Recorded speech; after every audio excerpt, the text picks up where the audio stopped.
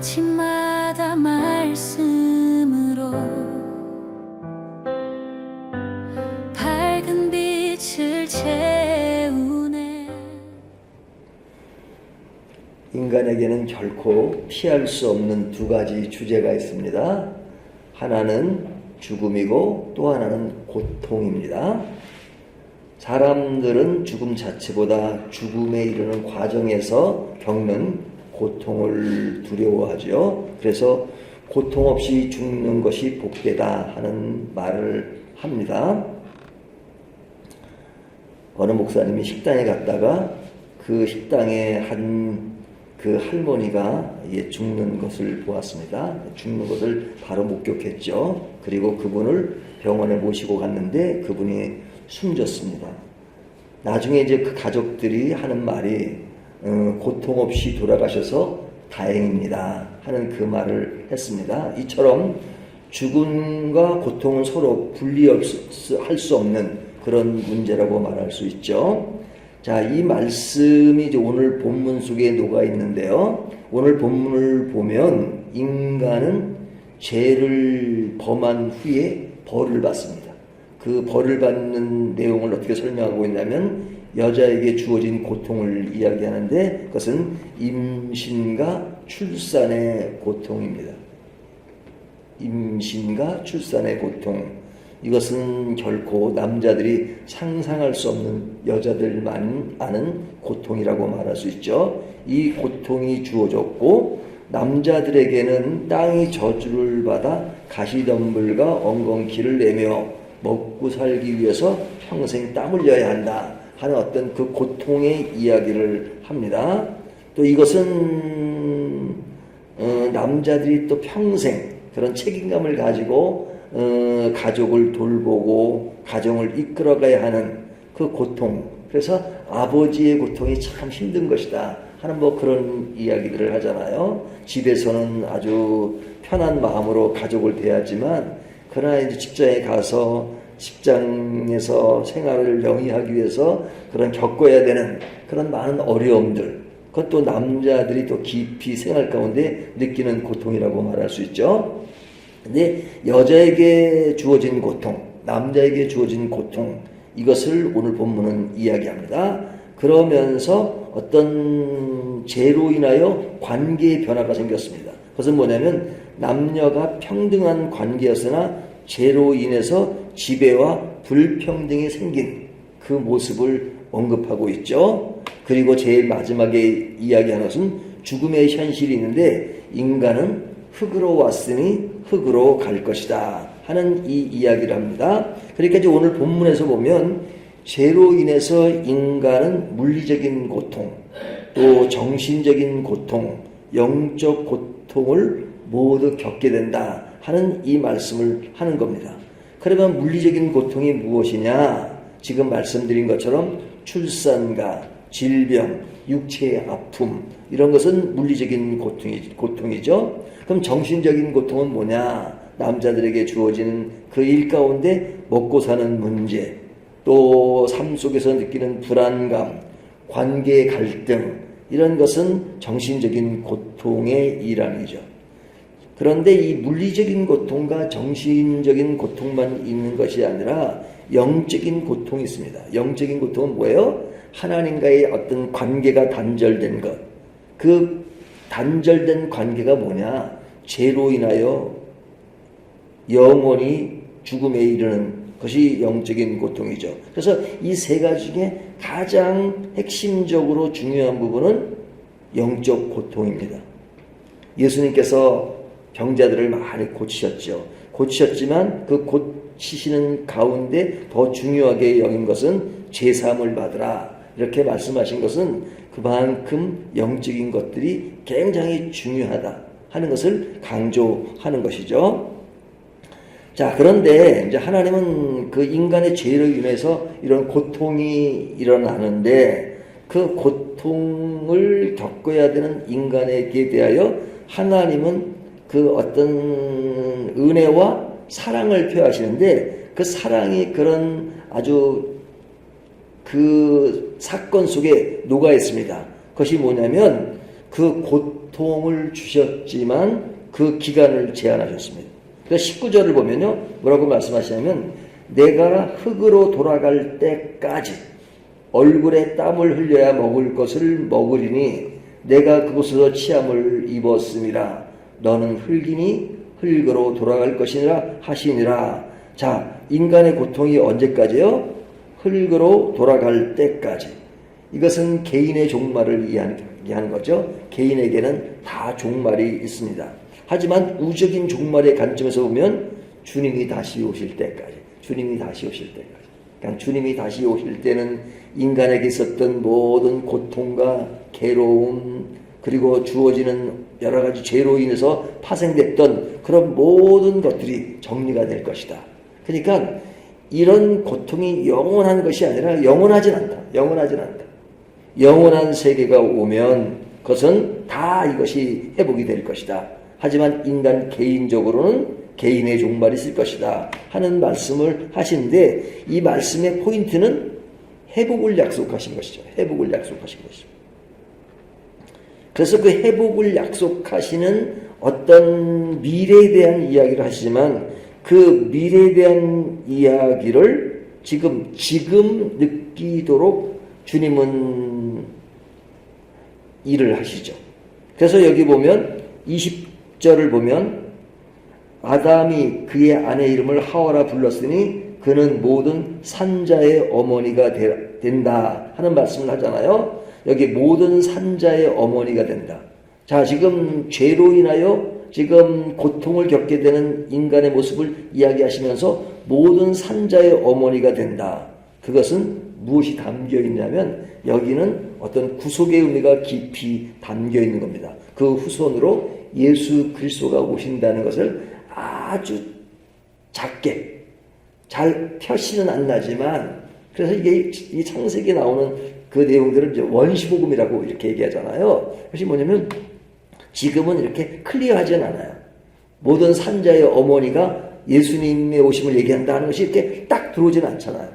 하지만 그런 내용들이 이제 구약이 점점 지나가면서 점점 명료하게 되는데, 지금은 처음 시발점이니까 아주 이렇게 숨어 있는 표현으로 되어 있지만 그 의미는 여자의 후손으로 예수 그리스도가 오실 것이다 하는 것입니다. 그런 이야기를 하시면서 이제 무화과 잎 대신 가죽옷을 입히시죠. 이 가죽옷을 입힌다는 것은 희생 제물을 통한 구속의 역사가 이루어질 것이라는 하나의 예표로서 이 말씀을 하는 것이죠. 그러니까 성경은 인간의 죄와 타락 속에서도 십자가의 핏줄이 흐르고 있다 하는 것을 보여주는 겁니다. 그러니까 이 말씀 속에 사람에게, 타락한 사람에게 하나님께서 가죽옷을 이렇게 입게 하신 것, 그 속에는 하나님이 죄로 인하여 그들에게 나타나는 어떤 현상이 있지만 그 현상이 영원한 것이 아니다.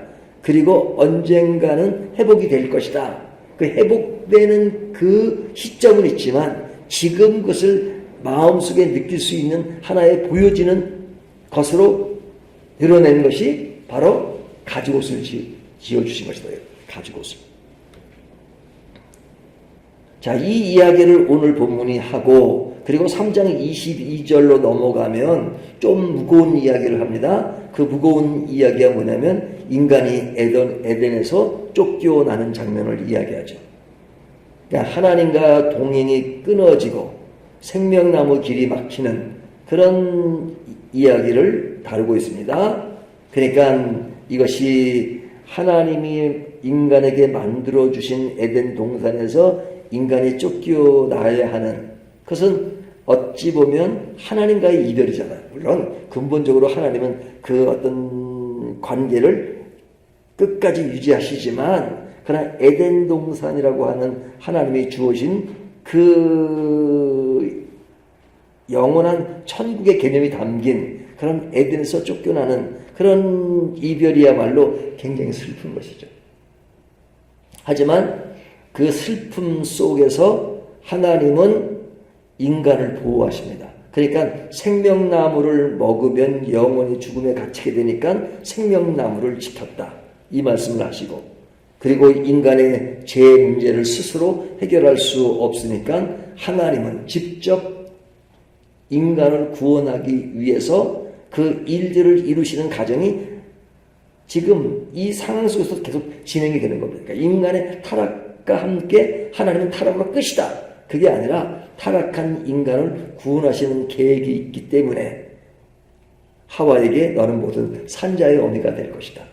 그리고 가죽옷을 지어주신 그런 하나님의 마음 속에는 인간을 구원하시는 하나님의 의도가 너무너무 분명한 것이죠. 그러니까 하나님은 인간을 쫓아내시면서도 영원한 만남을 위한 구원의 길을 열어두고 계신 것입니다. 이별은 아프지만 그 이별 뒤에는 하나님의 더 큰 사랑이 기다리고 있는 것이죠. 자, 이것이 이제 오늘 본문의 내용입니다. 그렇다면 인간은 죄로 인한 죽음과 고통에 쓰라린 것을 보고 있지만 그러나 동시에 하나님은 회복과 구원을 준비하십니다. 우리의 가장 큰 고통은 영적 고통이죠. 하지만 하나님은 그리스도가 오실 때 영적 고통이 치유되고 정신적, 물리적인 고통도 새로운 의미로 해석되게 만드십니다. 무엇에서? 영적 고통이 치유되는 곳에서 우리들이 생활 속에서 겪는 물리적인 고통, 또 정신적인 고통도 새로운 의미로 받아들이도록 해석하는 것이죠. 그렇기 때문에 에덴 동산의 이별은 끝이 아니라 십자가를 통한 영원한 만남을 위한 과정입니다. 그러니까 이런 이야기들을 보면 하나님이 하시는 일들은 우리는 그런 어떤 것을 이렇게 하나님이 이야기하시고 또 그것이 진행되는 과정을 보면 그것이 미래 또 지금 그것이 발효돼 가지고 지금 당하는 고통 이렇게 시간적으로 분리를 하잖아요. 하지만 하나님은 인간을 에덴 동산으로부터 쫓아내지만 쫓아낸과 동시에 그 인간을 회복시키기 위한 구원하기 위한 그 액션이 이미 시작되고 있는 것입니다. 동시에. 이 마음을 사람들이 잘 모르죠. 사람들이 잘 모르죠. 하나님은 우리를 쫓아내시면서 쫓아낼 때까지 시큰 고통을 당해라. 그리고 이제 한참 좀 뭔가 이것저것 다 겪은 다음에 좀 힘들 때 내가 그때 가서 좀 더 그런 것을 만들겠다 이것이 아닙니다. 하나님의 계획 속에는 처음부터 끝까지 인간을 사랑하시고 인간을 은혜로 초대하시고 그리고 진정한 구원이 무엇인지를 우리에게 알려주시는 것이죠. 그렇기 때문에 우리들이 겪는 삶에 대한 문제를 늘 이렇게 인식할 때는 우리 인간에게는 죽음도 있고 고통도 있다. 근데 그것을 지나서 회복이 있다라는 개념이 아니라 그 동시에 지금 나는 회복 안에 있다. 이렇게 느끼는 것이 믿음의 길입니다. 그러니까 믿음은 항상 동시적이에요. 동시적이에요. 내가 죄에 대한 문제를 인식하면서도 죄에 대한 문제가 나중에 좀 더 잘하다 보면 죄의 문제가 해결되겠다가 아니라 죄의 문제가 지금 있지만 그러나 지금 하나님이 나를 용서하셨고 구원하셨고 영생을 보장하셨고 그 영생을 보장하신 것이 하나의 미래적인 이야기 아니라 지금 그 영생을 내가 지금 삶 속에서 함께 느끼는 것 그것이 믿음이죠. 그 믿음에게는 관한 것은 엄청 놀라운 것입니다. 믿음은 시제로 말하면 현재 또 미래와 현재가 이렇게 겸용되어 있는데 그 미래의 것을 미래로만 인식하는 것이 아니라 그 미래를 지금으로 끌어들여서 지금의 상태로 인식하는 거죠. 그래서 영원한 천국이라고 말할 때 그 미래에 올 천국이 있지만 그 천국을 내 마음에 두라고 그러잖아. 마음의 천국. 그 마음의 천국은 미래가 아니에요. 지금. 그러니까 그 미래의 영원한 완전한 천국을 내가 지금 가지고 살아간다는 것은 내 삶에 여러 가지 불완전한 요소가 있기 때문에 그것이 조금 불안하게 느껴질 때가 있어요. 하지만 그 영원한 천국의 그때를 지금 내 안에 사모하고 인식하고 그리고 그것이 무엇인가를 누리면서 내가 지금의 평안으로, 지금의 감사함으로, 지금의 기쁨으로 누리는 것, 이것이 믿음인 것입니다. 그래서 의인은 뭐로 살아요? 믿음으로 사는 것이죠. 그러니까 믿음이라는 것은 엄청 크고 엄청 깊이가 있고 엄청 크신데 인간이 자꾸만 그 믿음을 축소시켜요. 어떻게 축소시켜요? 믿으면 내가 원하는 대로 되는 것만 믿음으로 생각해요. 대체적으로 그런 인식을 가지고 있어요. 하지만 그것은 뭐가 될 것이다 하는 것은 그 믿음의 큰 영역 속에서는 너무너무 작은 것입니다. 너무너무 작아. 그거는 아주 그냥 잘 보이지도 않을 정도로 작은 것인데 그 작은 것에 인간은 매이고 가장 큰 것으로 생각해요. 믿음이 그것으로 생각해요. 하지만 믿음은 영원한 천국을 지금 누리는 것, 그때의 천국이 아니라 지금이다 라고 느끼고 살아가는 것, 이것이 믿음의 굉장히 중요한 것입니다. 그러니까 창세기 지금 3장의 이야기지만 이것은 굉장히 원시적인 얘기예요.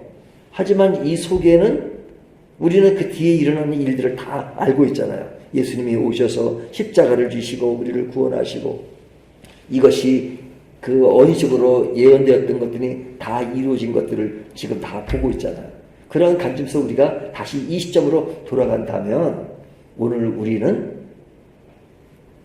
막연한 기대치로 신앙생활을 하는 것이 아니라 너무 확실한 것을 가지고 눈에 보이지 않아도 어떨 땐 손에 잡히지 않아도 하나님은 보이지 않는 곳에서 손에 잡히지 않고 눈에 보이지 않는 곳에서 하나님의 역사는 위대하게 일어나고 있다 하는 것들을 오늘 느끼시면서 오늘의 희망과 오늘의 기쁨과 오늘의 감사함으로 충만하시기를 주님의 이름으로 축원합니다.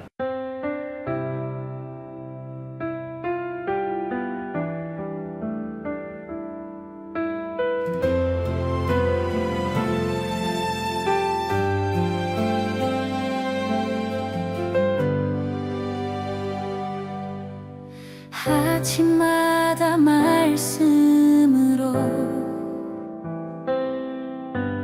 밝은 빛을 채우네.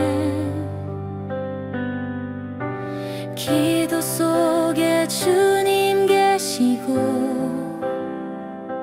숨결만